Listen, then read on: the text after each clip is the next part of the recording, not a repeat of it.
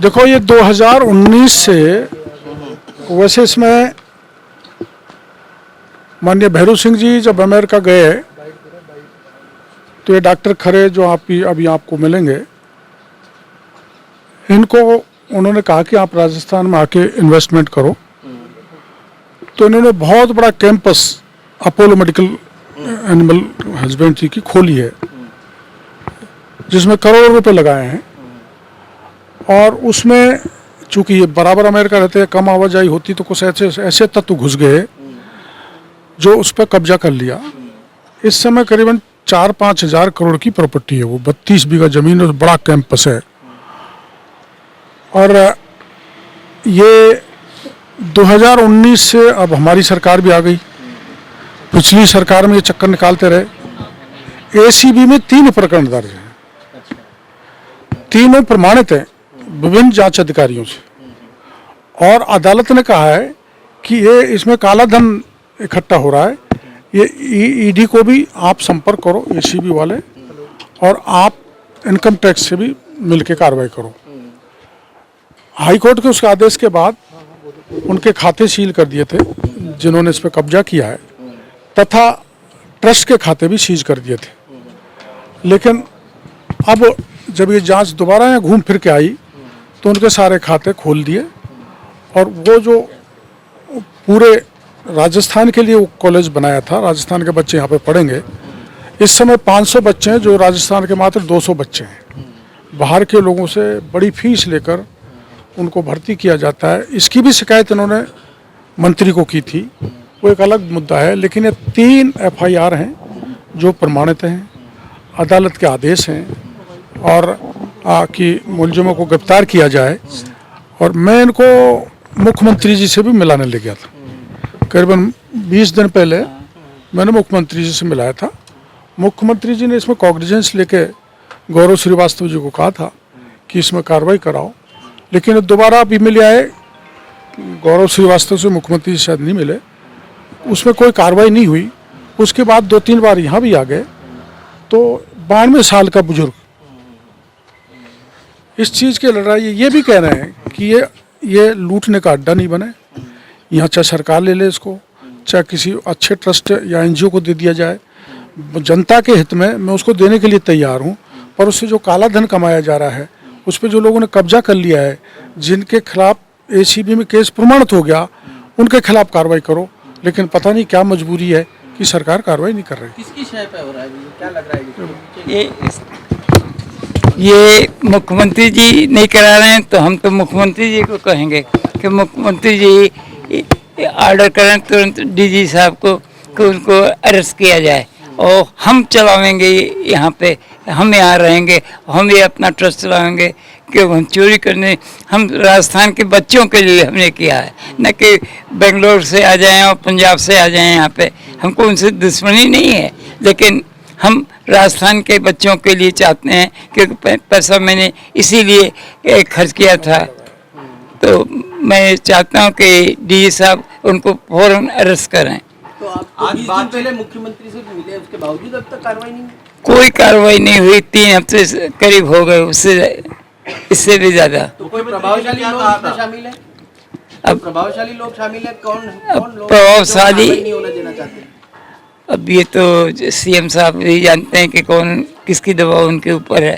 5 महीने से अमेरिका छोड़ के यहाँ लगे हुए हैं। बच्चे इनको वहाँ बुला रहे हैं, कोई बात नहीं, जो प्रॉपर्टी गई वो गई, आप यहाँ पर आ जाओ। पर ये कह रहे हैं नहीं, वो प्रॉपर्टी जब तक पब्लिक इंटरेस्ट में काम नहीं आएगी तब तक मैं जयपुर छोड़ने वाला नहीं हूँ। इन्होंने अभी DG साहब को कह दिया मैं आपके चैम्बर से बाहर नहीं जाऊँगा, मेरा फैसला करो कि आप उसमें गिरफ्तारी करोगे कि नहीं करोगे।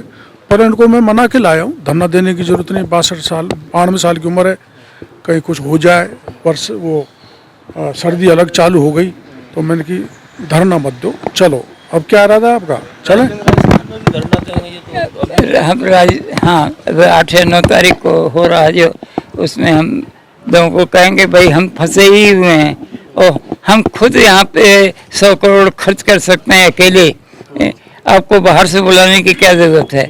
और उसके अलावा कई ड्रग कंपनी के मैन्युफैक्चरर $1 मिलियन लेकर के रखे हुए हैं, वो सीनियर वाइस प्रेसिडेंट है मर्क के, और वो यहाँ पे ड्रग कंपनी खोलना चाहते हैं, लेकिन वो कोई आना नहीं चाहता है जब तक कि मुख्यमंत्री जी इसको खाली नहीं कराते हैं। मुख्यमंत्री जी डी साहब को फ़ौरन कहें कि इसको उनको खाली करो, बिल्डिंग हमारी है, हमने बनवाया है, हमने पैसा खर्च किया है, और इसलिए और किसी ने कब्जा कर लिया, इसकी नहीं मतलब ये नहीं कि जिसकी लाठी उसकी भैंस। तो डीजी साहब ने क्या आश्वासन दिया? डी साहब तो बार कहते हैं, देखते हैं। मंत्री जी, एक बात बताइए कि राइजिंग राजस्थान हो रहा है और एनआरआई इस प्रकार से अगर परेशान हो रहे हैं, तो फिर इस प्रकार के राइजिंग राजस्थान में देखो बाहर कैसे investment?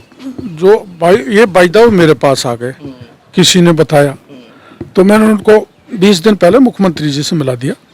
एनआरआई है, ये और भी इन्वेस्टमेंट करना चाहते हैं, लेकिन ये डिमोलाइज हो गए जब खुद की 5,000 करोड़ की प्रॉपर्टी पे कब्जा हो गया। कब्जे में भी ये नहीं भाई, वो जो कंडीशंस हैं इनके ट्रस्ट की कि किसी से जो मापदंड हैं उनको वॉयलेट करके लाखों, एक एक बच्चे से 8-8, 10-10 लाख रुपए इकट्ठे कर रहे हैं, और करीबन ऐसा कहना है कि उससे 40 करोड़ रुपए का काला धन ये जिन्होंने कब्जा कर लिया वो कमा रहे हैं।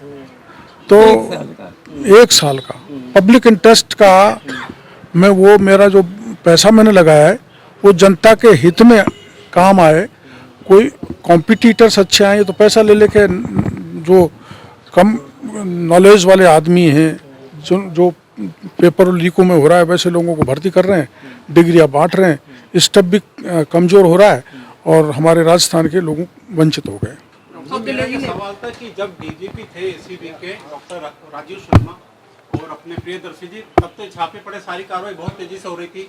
जब से ये जो टीम आई है, जो अभी डीजीपी है मेल्डा और जो एडीजी हैं स्मिता श्रीवास्तव, उसके बाद इस फाइल को डंप कर दिया गया है, तो इसके ऊपर ये तो आपको जानकारी, जब मेरे को ज़्यादा जानकारी नहीं है, पर देखो हाई कोर्ट के आदेश हैं, एसीबी की खुद की तीनों एफआईआर में गिरफ्तारी के आदेश हैं। अकाउंट को सील कर दिया था, चाहे उसका निजी अकाउंट है, चाहे कोर्ट का वो ट्रस्ट का अकाउंट है। अब ये जो आप श्रीवास्तव बोल रहे हैं, उन्होंने अकाउंट खोल दिए बिना कोई कोर्ट को जानकारी दिए। तो पता नहीं किस दबाव में, जब मेरे स्तर का व्यक्ति इनको सीएम से मिला लाया, सीएम ने कह दिया, उसके बाद भी ऐसे गंभीर प्रकरणों में जो अमेरिका का एक 92 वर्ष का बुजुर्ग एसीबी के दरवाजे पर खड़ा है, तो मैं इसको उचित नहीं मानता।